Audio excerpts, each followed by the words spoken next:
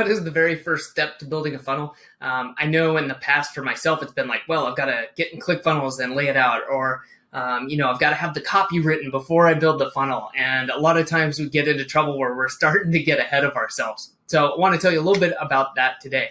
I'm Adam Moody. If you haven't watched any of my videos before with Oasis Optimization, if you'd like help with your funnels, with your email marketing, with your conversion rate optimization, head over to oasisoptimization.com to find out more about how I can help you. Now, there's something we should all be doing. And again, whether we're doing it ourselves, whether we're having someone do it for us, but I know we all get in a rush like, whoa, we got this funnel, we're ready to go. But something we should be doing is really planning it out, right? You probably shouldn't be building your funnel out straight from your head into the funnel software. I know that there's people who can do that, and that's great. But as probably a business owner, if you have an e-commerce store or maybe you're starting a business, what you should be doing is mapping it out and getting that out of your head first so that you can make those first order changes, right? It's kind of the 80-20 rule at work, in the sense that, if you just put it down on the page, on whatever the page builder you're using, like ClickFunnels or Kartra or GrooveFunnels or WordPress, whatever it is, there's going to be things that you're going to see immediately that need to be changing. And so what you can do is spend a little bit of time to get a lot of time saved. And this is something I use with Oasis Optimization, right? We'll sketch it out basically using best practices. And again, for yourself, you might already know, hey, this is what my subscribers like. This is what my industry typically uses. If not, you can build that up over time so you can get quicker at doing this. But so you can roughly see what the page is going to look like, see where some issues might be, where things may be lacking. And then you can change that up before you either pass it on to get it built by maybe an external team, or if you're doing it yourself, right? You save yourself the trouble of having to go in and redo stuff. I mean, some of the editors are fantastic these days, but it's still really time consuming. So what I'm going to show you now is a little tool I like to use. It's called Miro. You can get started using it for free. There's a link down below. But let's go and check that out, and you can see how easy this is to use. Here's Miro's homepage. You can come over here, check it out. They've got tons of information if you want to dive into that. But, you can get started again. You can create a free account, and we're just going to kind of jump into one. Now, over here, you can see you've got a cool viewer where you can quickly click and go somewhere. But I'm just moved off to the side because I want to show you how easy it is to really get started with this. Now, if you're working on your own, I got nothing against, doing pen and paper drawings.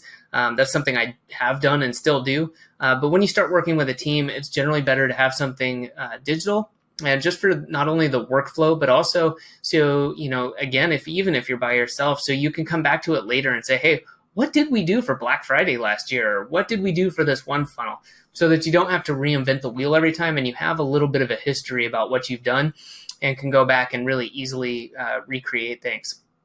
But to give you an idea of how easy this is, we can just click, you can select your basic shapes, right? And we can just start. We can say, okay, this is a page or a section.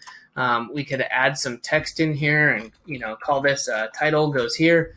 You can easily change the font size. Whoa, going a little crazy there.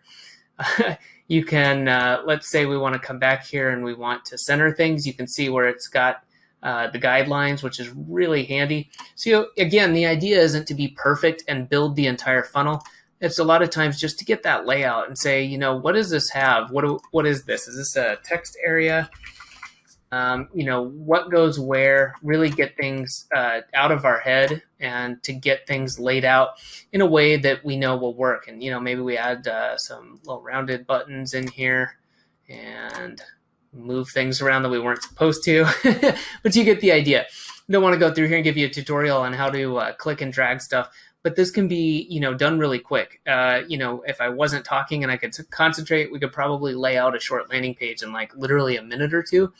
And then maybe we could go out and just like doing some sort of funnel hacking or, going and looking at other people's best practices, say, hey, what are the elements on this type of a page? Do I have a reference document? And if not, learn from those who have done well around you. Maybe we see that they have a button here and then they've got, bullet points and then another call to action button. It makes it really easy to lay these out.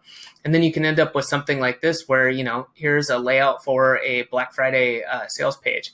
Right? And we can see that, we've got this laid out and this doesn't take that long and it looks pretty nice. Now we've got this to go back to every year.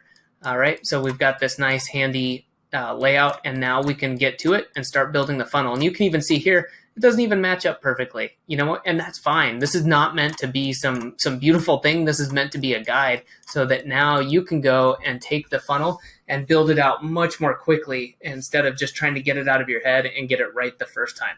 We definitely made changes to this over time and then reflected that in the funnel so that the end result was done right the first time. So if you haven't yet, I highly suggest doing this for the first step in building out any funnel. This saves you a lot of time, a lot of headache, especially if you're working with other people, whether it's internal or external.